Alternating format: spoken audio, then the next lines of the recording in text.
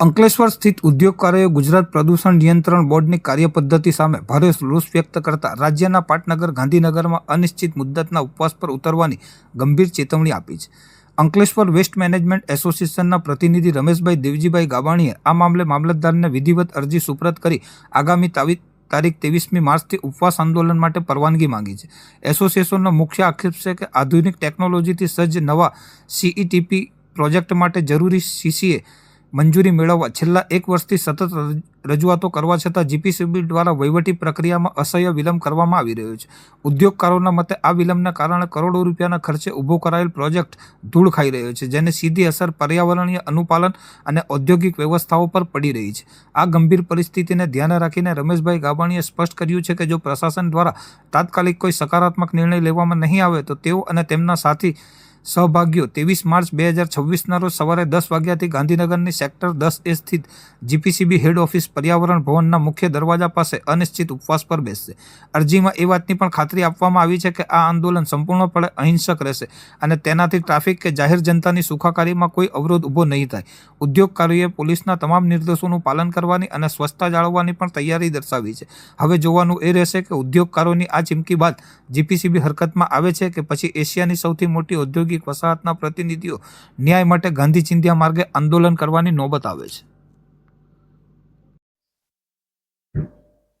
રમેશભાઈ, આપ 23મી તારીખે જે સીઈટીપી આપણે બનવા જઈ રહ્યું છે એના માટે પરમિશન ન મળતી હોવાને કારણે અહીંયાના ઉદ્યોગપતિઓ, ખાસ કરીને તમે ગાંધીનગર ખાતે ઉપવાસ ઉપર ઉતરવાના છો, ભૂખ હડતાળ પર ઉતરવાના, શું છે આ વાત? સાચી છે. અમે આશરે 5 વર્ષ પહેલા આ સીઈટીપી માટે માંગણીઓ મૂકેલી અને જે સીઈટીપી જીઆઈડીસી બનાવવાનું હતું, સરકારશ્રી તરફથી બનવાનું હતું. પછી જીઆઈડીસીએ સમહાવ આ પ્રોજેક્ટને એવું કીધું ભાઈ તમે બનાવો. પાછો અમે કીધું સારું અમે બનાવીએ છીએ. પાછો જીઆઈડીસી કીધું અમે બનાવીએ. પાછો અમે બનાવીએ. પછી અમને આપ્યો. પછી અમે જે તે ટાઈમે તત્કાલીન ડેપ્યુટી સીએમ નીતિનભાઈ પટેલને બોલાવીને આ સીઈટીપી માટે ખાતમુહૂર્ત કરાવ્યું અને જે તે ટાઈમે અમે આને ઈસી લીધું અને એનઓસી પણ અમને મળી ગયું. આ પછી આમાં મેક્સિમમ સ્મોલ અને જે કંઈ મધ્યમ મીડિયમ યુનિટોને આનો લાભ મળવાનો છે અને જે 550થી વધારે યુનિટો આના મેમ્બર બન્યા છે.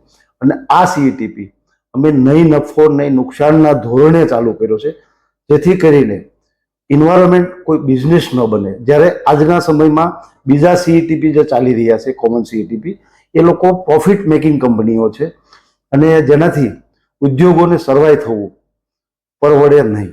અને આજની તારીખમાં તમે જાણો છો ઇન્ટરનેશનલ માર્કેટમાં બહુ જ કોમ્પિટિશન છે, બરાબર? આ બધું છે. એટલે અમે આ સીઈટીપી તૈયાર થયો અને આ સીઈટીપી જે તે ટાઈમે જીઆઈડીસી બનાવવાની હતી ત્યારે 150 કરોડથી વિશેષના એના માટે ટેન્ડરો મતલબ ઓફર આવી હતી. અને એ સીઈટીપી જ્યારે અમે બનાવવા ચાલુ કર્યો, અમે આ સીઈટીપી 90 કરોડ કે 110 કરોડ આજુબાજુમાં અમારે તૈયાર થયો છે. અને આ સીઈટીપી થકી દરેક ઇન્ડસ્ટ્રીઝને મોટો ફાયદો થવાનો છે અને આશરે 500 કરોડથી વધુ સ્મોલ સ્કેલ અને મીડિયમ સ્કેલને ફાયદો થવાનો છે. જેથી કરીને આ સીઈટીપીમાંથી 100 કરોડ કરતાં વધારે તો ઇન્કમ ટેક્સ ભારત સરકારને મળવાનો છે. એટલે બહુ સારું છે, વ્યવસ્થિત છે અને આના થકી એ સરકાર અને ઇન્ડસ્ટ્રી અને ખાસ કરીને પર્યાવરણનું જતન થવાનું છે. અને આ સીઈટીપી માટે અમે છેલ્લા 1 વર્ષથી કન્સેન્ટ માટે અરજી કરી છે. તો એના માટે અમે નામી અનામી ઘણા ધારાસભ્યો, મંત્રીશ્રીઓ, આપના હાલના વર્તમાન સીએમ અને વર્તમાન ડેપ્યુટી સીએમ પણ આમાં મંજૂરી મળે એના માટે એમણે જે તે ડિપાર્ટમેન્ટને ઘણી વખત ભલામણો કરી છે, ઓર્ડરો કર્યા છે, આ બધું કર્યું છે. પણ સમહાવ આ મેમ્બર સેક્રેટરીને શું વાંધો છે એ ખ્યાલ આવતો નથી. તો આ સીઈટીપીને પરમિશન મળે એના માટે છેલ્લા 1 વર્ષથી અમે અઠવાડિયામાં 2 દિવસથી આ રોકાઈએ, અઠવાડિયામાં 3 વખત 2-3 વખત જઈએ અને પરમિશન માટે આજીજી કરીએ છીએ, કાલાવાલા કરીએ છીએ, છતાં અમને નથી મળતું. અને આજે 1 વર્ષ ઉપરાંત થઈ રહ્યું છે. મેં લગભગ આશરે ગઈ 15 માર્ચે આના માટે કન્સેન્ટ માટે અરજી કરેલી છે. તો આજે વર્ષ થવા આવ્યું હજુ સુધી અમને કન્સેન્ટ મળી નથી. કન્સેન્ટ નથી મળી એટલે અમે પછી એમએસ સાહેબને કીધું કે સાહેબ તમે આને વ્યવસ્થિત રસ્તો લાવી અને લોકોને સુખાકારી યોજના છે, ઇન્ડસ્ટ્રીની છે, પર્યાવરણની છે અને સરકાર માટે પણ સારી વસ્તુ છે. તો આ વસ્તુને જલ્દી પરમિશન મળે એના માટે અમે ઘણી વખત વિનંતી કરી. ન માનવા માટે પછી અમે લગભગ આજથી 7-8 દિવસ પહેલા એમએસ સાહેબને મળ્યા હતા, ચેરમેન સાહેબને મળ્યા હતા અને એમએસ સાહેબને કીધું કે સાહેબ પરમિશન આપો. તો કે વિચારણામાં છે. વિચારણા હોય તો કેટલા દિવસની હોય? 5 દિવસ, 10 દિવસની, મહિનાની હોય. વર્ષ સુધી વિચારણામાં હોય તો અમારે પણ કંઈક આના માટે ઓલું લિમિટેશન હોય. પછી અમે લોકોએ મેમ્બર સેક્રેટરીને કીધું સાહેબ જો તમે આ વસ્તુને મંજૂરી નહીં આપો તો અમે અહિંસક લડાઈ ગાંધી સિંધિયા માર્ગે ઉપવાસ ઉપર ઉતરશું, જેથી કરીને અમને આ નોબત ન આવે એના માટે તમે મહેરબાની કરી. અને અમે ઉદ્યોગપતિઓ છે, અમે કોઈ લોખા લફંગા નથી અને અમારે વેપાર કરવો છે અને અમારે તમારી સાથે સુલેહ શાંતિથી રહેવું છે.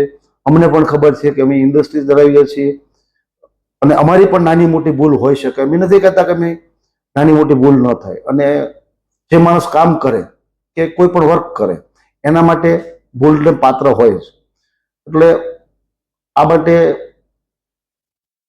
અમે લોકોએ 13 તારીખે પત્ર લખ્યો છે અને જેના માટે ગાંધીનગર મામલતદારશ્રી પાસે જે એની પ્રોસિજર હોય, સિસ્ટમ હોય, એ સિસ્ટમ મુજબ અમે ઉપવાસ માટે, ભૂખ હડતાલ માટે, હંગર સ્ટ્રાઇક માટે લેટર લખ્યો છે અને લેટર માટે જેના માટે મને ગઈકાલે જ ગાંધીનગર પોલીસ સ્ટેશનથી ફોન આવ્યો હતો કે રમેશભાઈ તમે ઉપવાસ ઉપર ઉતરવાનો? મેં કીધું આ સાહેબ ઉતરવાના છે ઉપવાસ ઉપર. કેટલા માણસો ઉતરવાના?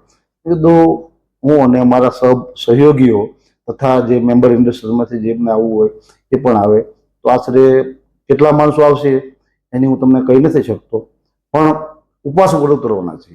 એટલે પોલીસ સ્ટેશનમાં પીઆઈ સાહેબે કીધું કે સાહેબ રમેશભાઈ અત્યારે 23-24 સુધી અમારે વિધાનસભામાં સત્ર ચાલુ છે, તો આ સત્ર દરમિયાન અમે ઉપવાસની કદાચ પરમિશન ન આપી શકીએ તો તમને 1-2 દિવસ આગળની પરમિશન આપશું તો ચાલશે. મેં કીધું સાહેબ અમે 1 વર્ષ ખેમ્યા છીએ તો તમે પરમિશન આપો ને અમે પણ એવું જ ઈચ્છીએ છીએ કે તમે પરમિશન આપો પછી જ અમે ઉપવાસ ઉપર ઉતરીએ. અને તમે પરમિશન નહીં આપો તો પણ અમારે ઉપવાસ ઉપર ઉતરવાની ફરજ બનશે. જેથી કરીને અમારી વિનંતી છે કે અમે બહુ શાંતિથી ગાંધી સિંધિયા માર્ગે ઉતરવાના છીએ.